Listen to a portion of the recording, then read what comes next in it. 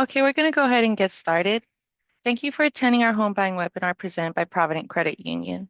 Our session today should last for an hour with a Q&A session at the end. During the presentation, you'll have the ability to send questions to our webinar staff through the questions pane. Simply type in your question and click send. We'll address all Q&A at the end of today's session, and a copy of the slide deck will be emailed to all attendees in about a week. Our first presenter is David Herrera. David, would you like to introduce yourself? Good morning, everyone. My name is David Herrera. I've been with the credit union with Provident Credit Union for a number of years. I enjoy what I do and look forward to meeting you and talking to you personally. And our broker today is Nick Rowe. Hi guys, we're a top 1% team for Santa Clara County, number one team for Newark, Real Trends Verified, and our number one goal is making this whole process of buying a home easy for you to understand, to really show you what it's all about for home ownership. Thank you. Cool. So our goal today is when buying a home, a lot of people are going to be renting right now, and the thought of purchasing is always something that's a little bit scary. The reason for that is there's a lot of new terms, there's a lot of things that you have to do to actually purchase a home here in the Bay Area, like getting the pre-approval, learning about disclosures, learning about offers. You hear the news about how competitive it is and how difficult it is. So our goal today is how we can simplify that and give you actionable steps on getting forward to actually doing what it takes to getting a home in the Bay Area.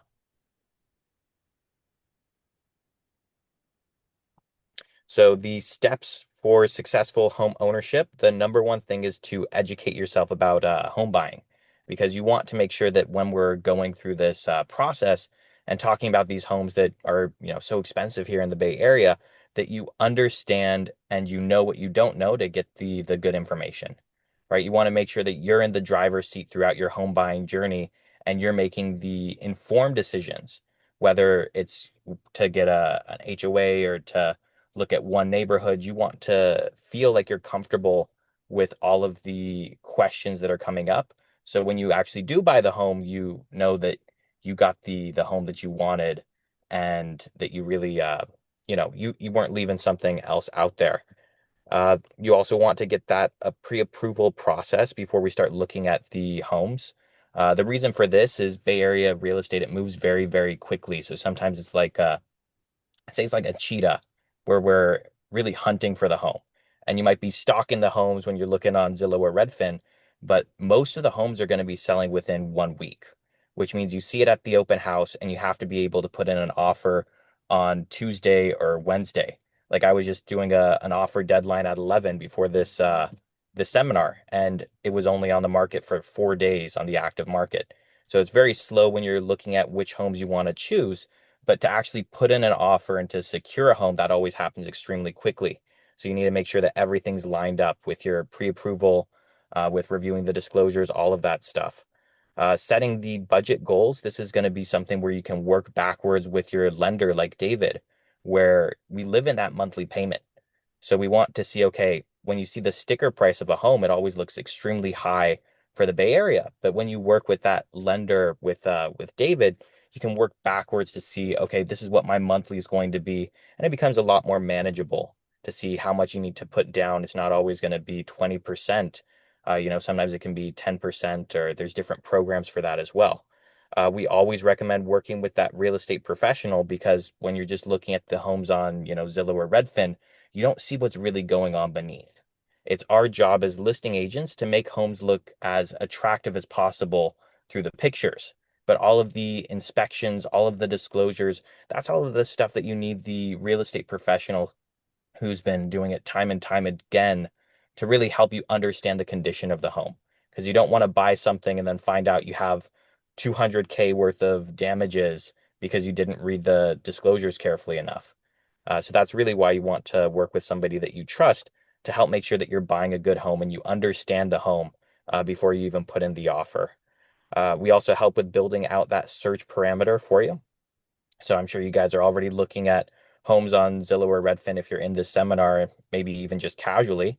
But when we start getting actively into the home, we go over how to evaluate the different properties and how to build that search for success Also, as agents, we have access to a lot of inventory that isn't on the full market. There's a lot of off-market deals that happen in the Bay Area. So you're seeing probably, I'd say about 70% is what you see on Zillow and Redfin. And there's still secret inventory that trades every day that as agents, we have, the networks to see those deals and to access those deals.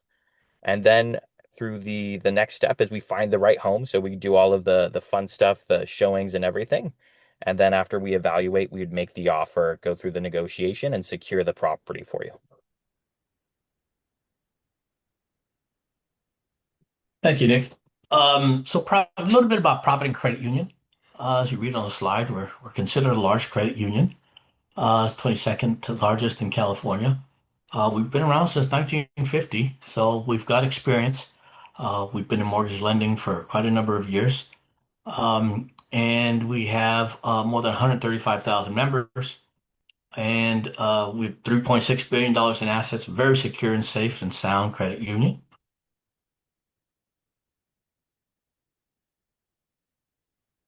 We are a direct lender. We're local. We're located in Redwood City. That's our headquarters, and that's where all of our processing and underwriting and closing occurs.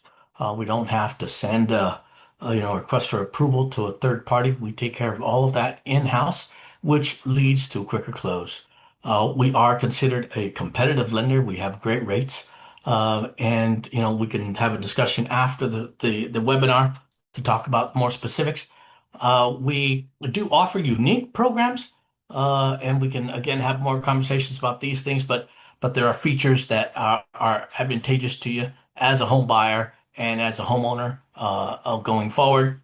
We've earned a variety of awards for excellence over the years, and you'll see just a couple of those listed below. The pre-approval process is pretty straightforward. You're going to complete an application, which will contain, all your personal employment asset information. Then to support everything on the application, you'll then be uploading through our mortgage portal, online mortgage portal system, documentation to support the information on the application, such as your pay stubs, your W-2s, your bank statements, tax returns if necessary, things of that sort. We will then go through the numbers. We do not run credit on all borrowers until after we've run the numbers, until I've run the numbers, and then I have a conversation with you. Once we've had that conversation and run the numbers to make sure there's something we can do for you, then that's when we'll pull credit. We try to avoid the inquiry until we at least have some reasonable expectation that we could do something for you to avoid any unnecessary inquiries on your credit history. Okay. Once we do that, once we have the credit score, we can finalize all the numbers, the debt to income ratio numbers, level of debt, credit score, etc. And with that final piece of information, I can then help you establish your buying power. This is a number, a maximum purchase price, down payment, etc. We can use several factors to determine that for you, but I will come back to you and tell you, hey, this is what I think you can qualify for based upon this level of down payment, etc. And then we'll have a conversation then about, what your preferences are in regards to monthly payments, down payment levels, the amount you want to invest in the transaction to help pinpoint that buying power. And so these are just some of the things, these are the critical elements that are used to establish your buying power in the pre-approval process. These things we need documentation for. So income, obviously, we're going to take a look at your pay stubs, tax returns, W-2s of sort. Credit, we need to run credit so we can establish what your credit score is eventually, and the level of debt you may have. That's considered in the debt to income ratio calculations. Those items, credit cards, auto loans, student loans, other types of loans that you may have, they're all included in that debt to income ratio calculation. And then the final, which is one of the most important things, is sufficient assets. We have to determine that you have sufficient assets for the down payment, the closing costs, and anything else that may be considered part of the transaction. And that's just as critical as any one of the other items that are listed here. So we're doing a full review of your application. to ensure that when we prepare a pre-approval letter for you, that we'll stand behind it. There are several different types of mortgages. When someone asks you what type of mortgage you're interested in, there's fixed rate loans. And these mortgages are typically, or I shouldn't say typically, excuse me, they are fixed rate loans, which where the interest rate remains fixed over the life of the loan. The interest rate will never adjust. That's the definition of a fixed rate mortgage. Fixed rate mortgages typically have a higher interest rate than an adjustable rate mortgage, so merely because the interest rate's fixed for a longer period of time. You can select 10, 15, 20, 30-year type length term mortgages under the fixed rate mortgage product type. And the interest rate's going to vary based upon the term. And then if you decide to pay points, and we can get into that later in a private conversation. Then we have adjustable rate mortgages. These types of mortgages, they'll adjust in predetermined specified intervals based upon a particular index. These types of mortgages are typically lower in interest for the initial fixed period. They'll usually have a initial fixed period, and then they'll have a index and terms that under which it will adjust going forward. These are 30-year mortgages, so they are fully amortized, which means at the end of the term that your balance will be zero, and you will know upfront how these adjust, what the maximum interest rate can go to, and we can actually run into some scenarios and run some scenarios for you as to what worst case scenarios would look like for you if you were to select one of these products. That's not a problem.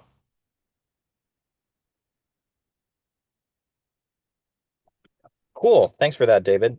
So Altos Estates Group, this is going to be the team that I run, that I'm the founder of. We're going to be associated with Real Broker, one of the fastest growing brokers. And we're part of the luxury division, top 1% team from 2023 to 2025. I think we're the number 4 team for the whole brokerage for small teams this March. We have a lot of experience with helping buyers and sellers buying and selling in the Bay Area.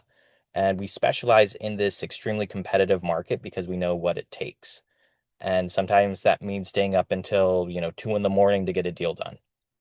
Just like for you guys as buyers, a lot of times it's very slow and then very fast. Even for us as agents, the agent that gets the deal done and walks away with the happy buyer, it's a very intensive process when we're doing the negotiation. A lot of times it's going to last multiple hours with back and forth rounds where you need to make sure that whoever is representing you has not only just your best interests aligned with them, but you're making sure that they have that fiduciary duty to get you that best price and to push to actually get you to win the house. And that's what we specialize in, whether it's our investors or our first time home buyers, making sure that they feel like they're in the driving seat, giving them the information, and then securing them the home. So this is just going to go over why choose me and my team. Again, we have some of the top producer awards down there. #1 small team for Newark, top agent network. What this means is that we have access to properties being one of those top producers that not all the agents have access to. So there's actually a network where us top producers will share the coming soons and the off-market listings to other agents at different brokerages. And because of that, we see a lot more of the secret inventory for the Bay Area. We also have different tools, like our proprietary tool for Roost Haven lets you keep all of your home buying journey in one place. So it's going to have the disclosures where you can read through that, and you can have AI also have a second pair of eyes to see if you missed anything. And then you can see the tours or see the offers that we submit all in one place for you. So it's more of like a portal to represent your home buying journey. This is showing you a little bit more about that command center that we offer to our clients. So you're able to book tours directly with us. A lot of times, if you see on Zillow or Redfin, when you book a tour through there, they're going to sell your information, and it doesn't actually go to the listing agent. It's just going to be a lead, and then you get 100 phone calls. But when we're working together, we give you that tool to let you book on the different homes in the area, and then just have that nice technology to make it a smoother process. Our whole goal for getting you a home as a first time home buyer is how we can demystify the process and make it really easy. So it's just step by step by step. So you go through the whole process. It's very curated for you to take all of that stress away. Stress when buying a home is inevitable, but we do our best to alleviate it. Now, we're going to switch over from what the team offers to more of the useful information of the seminar. So this is the best part where we actually talk about the process of buying the home and how to think about it when you're going into buying a home. And something I always do with my first time home buyers is we want to have the framework talk. What we mean by this is when you're casually searching for homes, we all have a long laundry list of different things that we like, oh, that's a great kitchen, or you know what, that's a really nice design. Maybe we like Mediterranean style, maybe we like contemporary style. But when we're actually going to buy the home, especially as first time home buyers, we want to know the difference between nice to have and needs to haves. If it's a nice to have, we have a preference for it, right? Maybe we want something that's updated in this certain type of style. If it's a need to have, that's like the type of bedroom.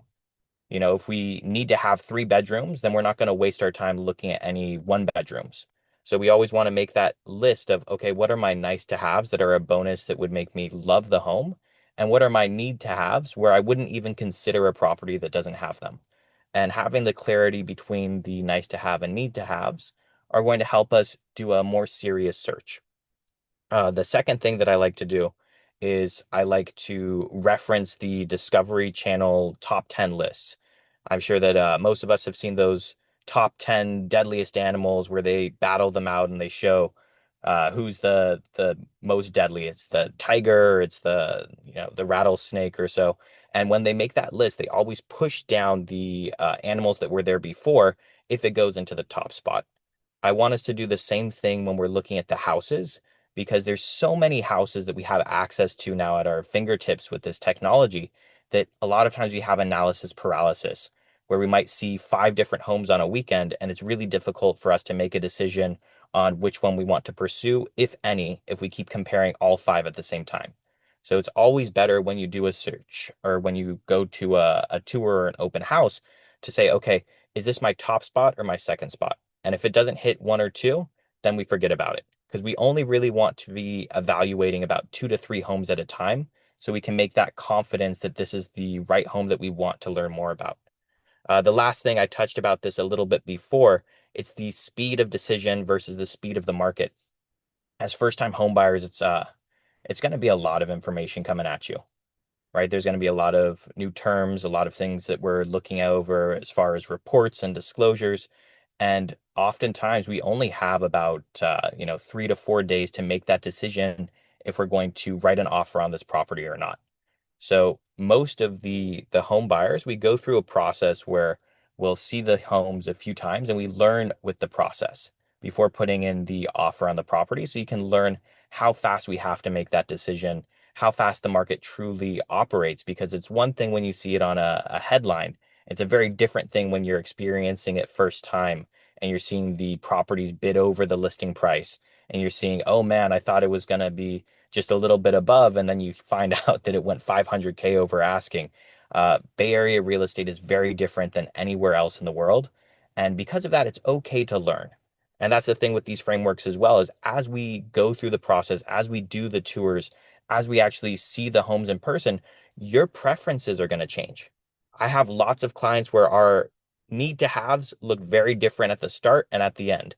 After they went through and they're like, nope, I don't want to have any stairs. It needs to be a single story because I want everybody to be over here, right? So it's very normal for your preferences to evolve as we do the search, but keeping these frameworks are going to make sure that you're going to have an organized search as we're evaluating the homes. Cool. Let's go over some of the common terms that we're going to be seeing as we do the house search. So one of them is going to be the types of homes. So the most common distinction that we see typically here in the Bay Area is going to be a single family home versus the townhouses and condos. So single family homes are going to be a little bit more competitive, especially in this market right now. I think year over year, the Santa Clara Association of Realtors just released that the condos had about a 10% depreciation, where single family homes are still appreciating. So it can be a very, you know, very niche market for if you want a condo or townhouse versus single family. Most buyers are pushing towards the single family homes. And the reason for that is you're going to have the no shared common walls. You're going to have a yard, so you're going to have a proper plot as well. And it's kind of what most people think of when they think of buying a home. They're thinking the picket fence, single family home is what comes to mind. Now, there's still a lot of great communities for townhouses and condos. And right now, a lot of them are underpriced because of a lot of different factors going on. But the thing for condos and townhouses is they're going to have an HOA. And HOA is going to stand for Homeowner Association. So a lot of times with HOAs, they're going to have different rules on what you can build. You have to go through HOA approval for things like putting in an air conditioner sometimes for the units.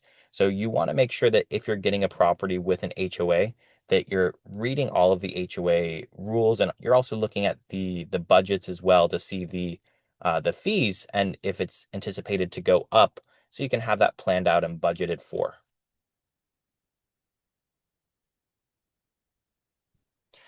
Now, fixer upper versus remodels. This is a big thing where a lot of the shows like HGTV make it look, they kind of glorify the idea of putting in that sweat equity, buying a fixer upper and making it into your home. And a lot of my clients have done that where they've purchased properties and they've put the work in and they've transformed it. But it does have a few things that you want to be aware of before going into it. So, some of the things are the unexpected costs. A lot of times you'll see a property even with inspection reports, there might be like a 30% hidden budget for problems that can happen during that construction process. It also is going to take a lot longer when you're buying a house and you're remodeling it. It can be months even just to get the permits approved. So you have to make sure that you're comfortable with the timeline that it's going to take to fix it up. But you have the potential to customize it to your exact needs.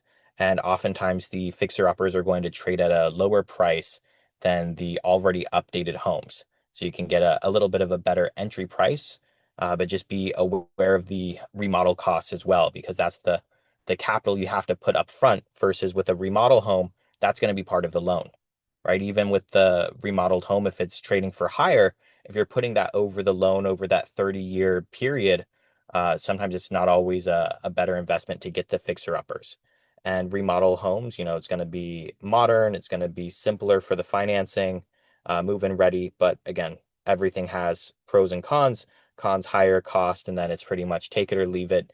This is what the home looks like, unless you want to spend extra to do the remodel project there as well.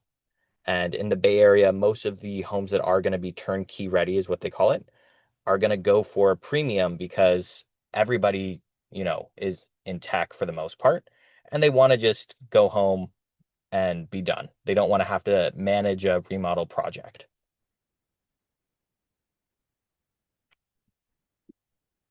Cool. So when you're ready to buy, this is kind of like the process. We've already done the pre-approval. We've already had that sit down going over what your areas of interest are, what your must-haves are. This is what we're going to be doing. This is the buying process. We're going to be looking at homes 24 hours a day, 7 days a week. What I mean by this is you're going to have those alerts on Zillow and Redfin set up with the safe searches. And most of my buyers, we're getting pinged left and right when the new homes are hitting the market, because sometimes you have to act extremely quickly. I've seen homes go before within the same day that they hit the market. So it'll go boom, live on Zillow, and then they have an offer already accepted.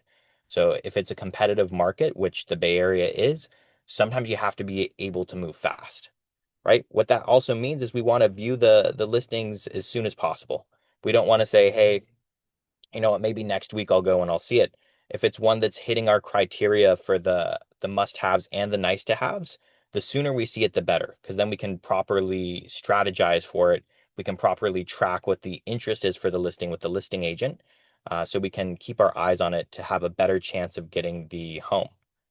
Trying to put the owners of homes you view. I think for the third one, that might be a typo with try to meet the owners of homes you view. Most of the homes are going to be vacant, so they're not going to have the owners inside. And we typically like to do it that way because we want to go through the home and we want to be able to see it with our own eyes as we're evaluating it without having to worry about hurting anybody's feelings for the property or even showing our hand for the negotiation. We want to be able to go through the property and to be transparent with each other about what we see.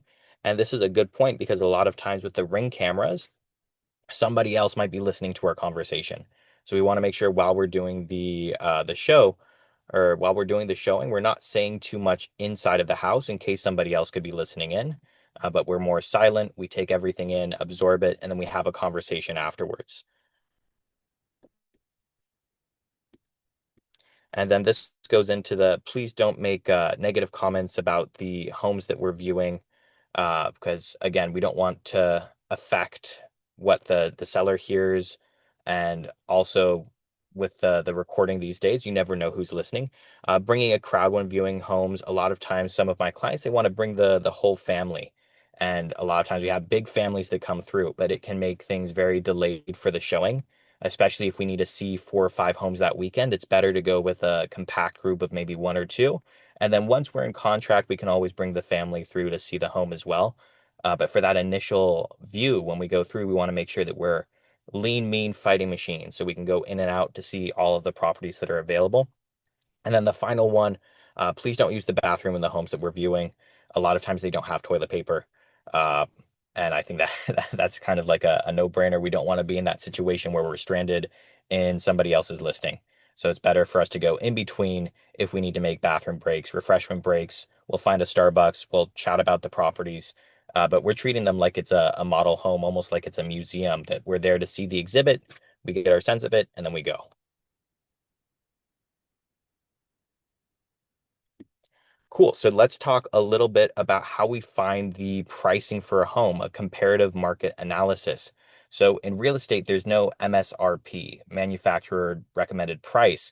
So how do we find what the property is going to go for? And the way that we do this is it's a little bit of art, a little bit of a science, where as your agent, we're pulling all of the properties that have sold. Typically, we look as far back as 90 days, but the last 30 days are going to give us a better reference for the home. And we're going to break it down to see the price for the different properties, compare the bedrooms to bathrooms, the square footage, the lot. All of these are going to go into our analysis for what the property would trade for. As agents, again, we see a lot of the condition for the pictures for the properties that sold. So we can say, oh, this was a fixer-upper, or oh, this one had an updated kitchen, so it's probably going to be trading a bit more competitively than this one that didn't have the same updates. And we always want to make sure that we're using the same schools, because in the Bay Area, schools can be a very big defining factor for value. Now, we usually take it one step further as well with our team, where we don't just look at the sold data, but we're also going to be taking a look at the under contract data and the active data, because we want to see what this property is competing against as far as the open market. And then we also want to see what went under contract to see how fast it's selling, because our market can change and shift so quickly.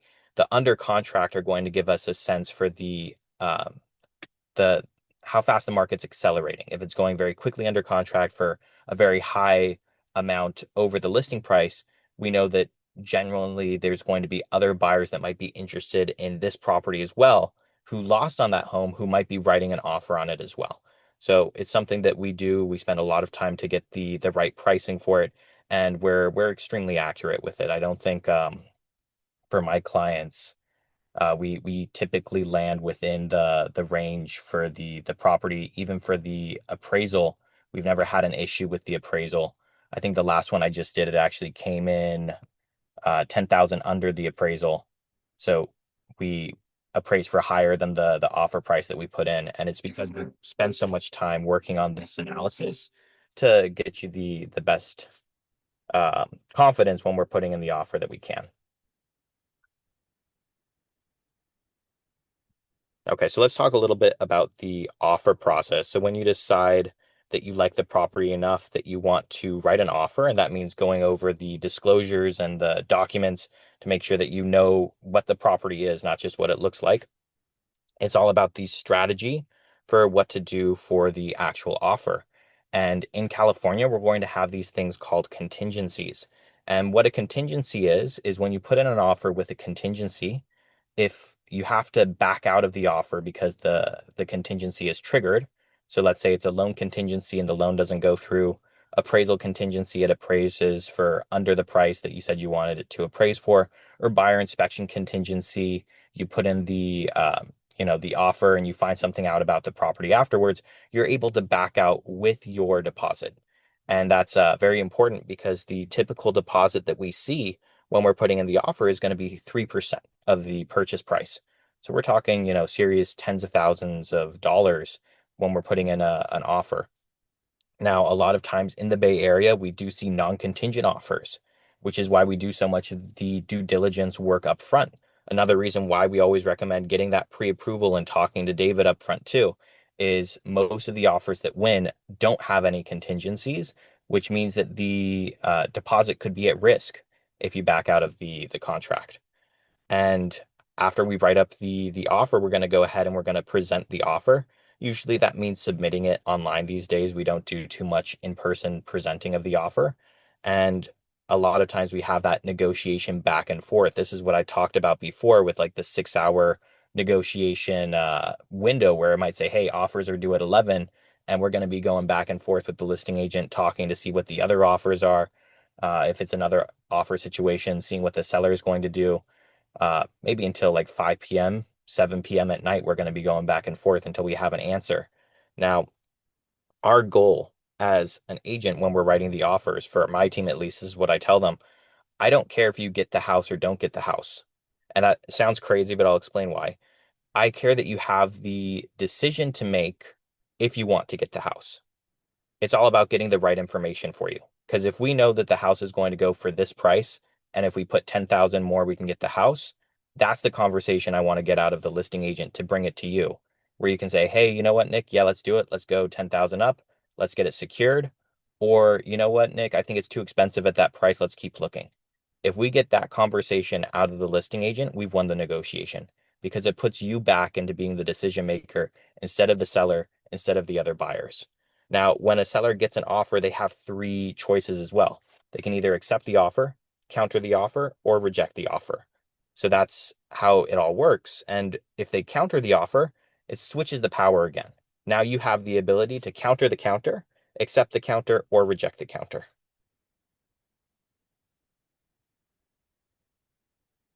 Well, I'll switch this one over to David to talk about the closing costs. Thank you, Nick. So when you're purchasing a home, you are going to have closing costs, and that's what I was talking about when I presented about the assets and verifying those assets. Uh, Closing costs, my experience, range from anywhere from 1% to 1.5% of the purchase price. It falls usually in between, depending upon, the terms of the loan and what you negotiate. Now, there are parts of the closing costs that are attributed to the lender, which is us, Provident Credit Union. Every lender is going to have their own set of closing costs. They're going to vary from location or from financial institution to financial institution. And you should always shop for the best possible, terms of your loan and closing costs. Then you're going to have, other third party charges like the title company. You can have the county recorder's office when you record documents. They charge a fee for that. You can have inspections that you have to cover. There's some other charges like city transfer tax, county transfer tax, if that's applicable, prepaid interest, things of that sort. So as you could see here, and this doesn't list it all, this just gives you the major categories. Your closing costs can be you got to be prepared for it. In other words, and that's part of the process that I go through with you, is to help prepare you for anticipated closing costs based upon your buying power. My estimates are pretty pretty close. I like to estimate a little high, so typically a little lower, but I'd rather overestimate than underestimate. And in my experience, it's easier. Um, but as you can see, the breakdown, you have, in our situation, you have an application fee. There's origination points, loan origination or points, and those are optional. Those will actually buy down your interest rate. Sometimes that's a good option, and sometimes it's not, and we can get into the details of that when we have a conversation. Then there's some other smaller items that we charge for: tax service, credit report, appraisal fee. You're gonna need to insure your property, and and that's been going up lately. And then you have CLT, that's title company, that's title insurance.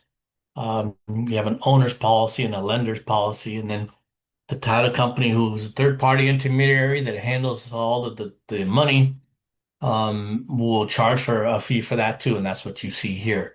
So, part of my pre-approval process to prepare you for this kind of thing, not just to give you how much cash you're going to need for the down payment, but to help give you an estimate for the closing costs, and any other items that I might think we may need, depending upon how you want to finance your property. And that will vary depending upon how you ultimately decide to finance your property.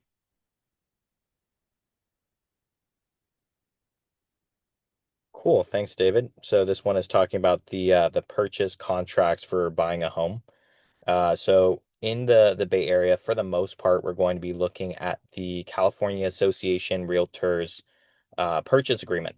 It's a bit different if we're going up to San Francisco. Sometimes on the peninsula as well, they do the PRDS contracts, but most of the contracts are going to be the CAR, California Association of Realtor contracts. Now, what this means is they're going to be boilerplate agreements. So boilerplate agreements means they have a lot of the terms already laid out. And as we're going through it, the first couple of pages, you're going to see it just like this, where we're just filling in the terms. So purchase price, close of escrow date, expiration of offer, and we're just putting them in. So when you see one offer, after we do that sit down consultation, we go over what it looks like for you. You can very quickly review what the offers are going to be when we're writing the offers, because it's not going to change from time to time. It's just going to be what terms we're adding in is going to be the difference. But it's very important. You always want to review the offer with your agent before you submit it, because once it gets accepted, it is a legally binding contract. Um, Again, contingencies. Now we have I think insurance contingency is another one that we're seeing is becoming a lot more popular as well. But contingencies, just like I said before, the way they work is if you have them, it's great. We have a 17-day period is going to be the default to either remove the contingency or to get out of the contract and we can get the deposit back. Now, if we remove them up front with a non-contingent offer and something happens, a lot of times you're going to stand to lose the deposit, which is why it's so careful that we want to make sure that we're reviewing the contract before we feel very comfortable with the offer and understanding our obligations as well as buyers to perform under the contract. So that's going to be like the closing period before we put in a non-contingent with the loan. I'm always calling David and saying, "Hey, David, how fast can we close?" Because we want to make sure that we're certain that if we're telling them it's going to be 21 days, we're not asking for an extension or ever being in a situation where we're putting you guys at risk. The last thing I want to talk about is knowing your team. When you're buying real estate, when we're going into this housing hunt, you are the CEO, right? You are the one who's calling the shots, and that's what we're doing everything, whether it's the technology that we bring or having that lender and agent communication. You want to make sure that you have a team that's going to help support you in making one of the biggest investments and decisions in your life, that you feel comfortable throughout the ride. And that's one thing that if you guys don't get anything else from today, uh, again, I know it sounds crazy, but it's okay, because we'll help you every step of the way with that education and with that process. But we really want you to understand that we're here for you and we have those next steps on what it looks like. So whenever you're ready to do that home buying journey, whether it's now in 3 months or so, when you contact us, we'll be able to take you step by step with clear action plans and clear deliverables on how you can get your home.